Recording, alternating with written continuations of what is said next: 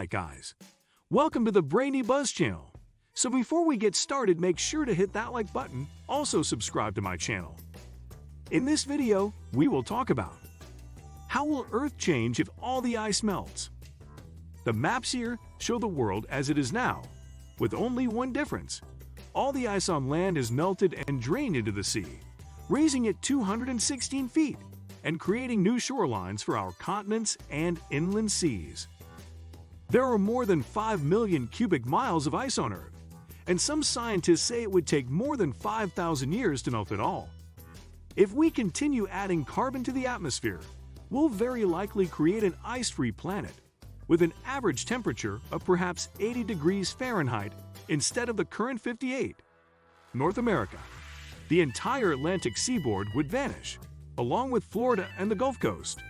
In California, San Francisco's hills would become a cluster of islands and the Central Valley a giant bay.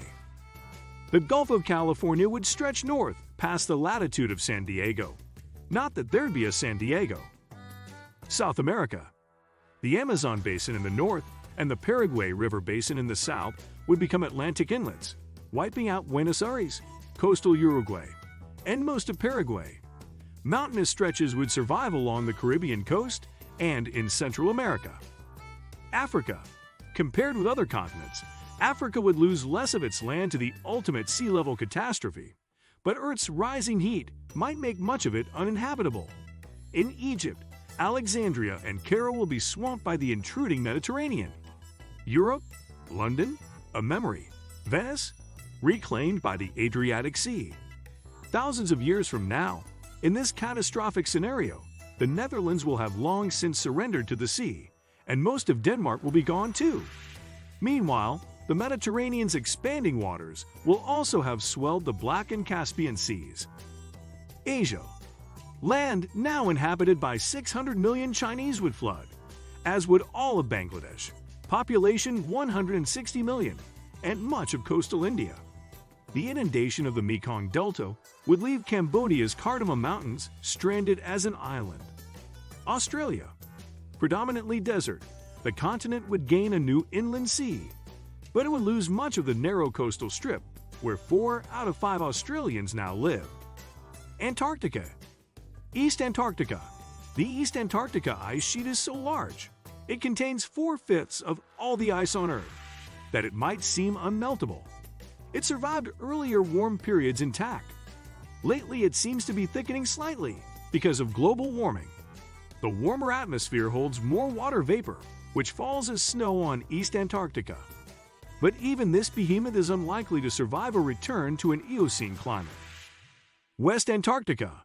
Like the Greenland ice sheet, the West Antarctic one was apparently much smaller during earlier warm periods.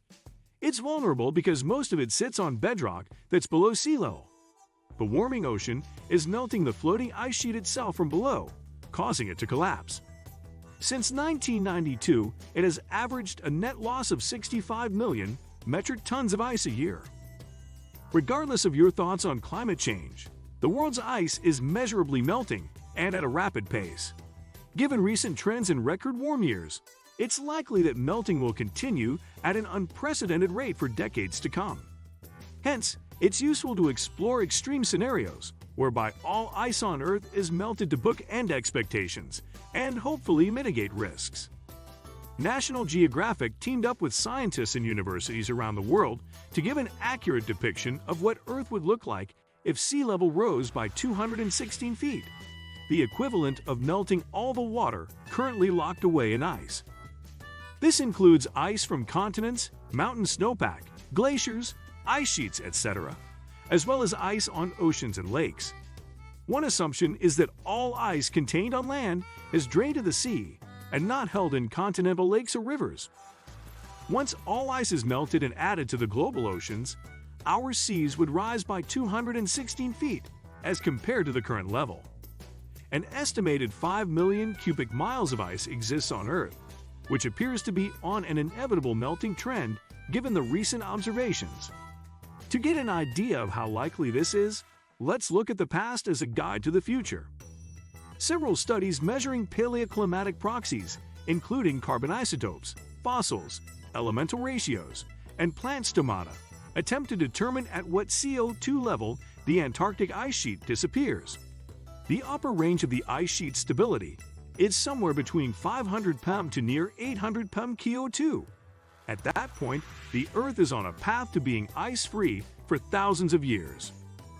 One upside is that while we may get to the 500 ppm tipping point in the next century, it will take thousands of years for all the ice on the planet to fully melt, hence giving humans generations to adapt to a wildly different planet. Given Earth's current CO2 level of 409 ppm and an increase of 2 to 3 ppm per year, it's not far off to see we're headed to 500 plus ppm in short order. Hopefully at this point, regardless of who or what you blame for the increasing temperatures, you agree that we're on a trend toward an ice-free planet. Whether it's natural, man-made, or both, humans have quite some adjusting to do. The writing is on the wall that humans will have to adapt to a very different world as ice melts and oceans rise. Most of the Atlantic coast, Florida, and the Gulf Coast will be underwater. In addition, large-scale climate variations will alter seasonal rainfall, creating infertile land where it once was fertile. What do you think of our video? Let me know in the comment section below. If you enjoyed this video, make sure to hit that like button. Also subscribe to our channel before you go.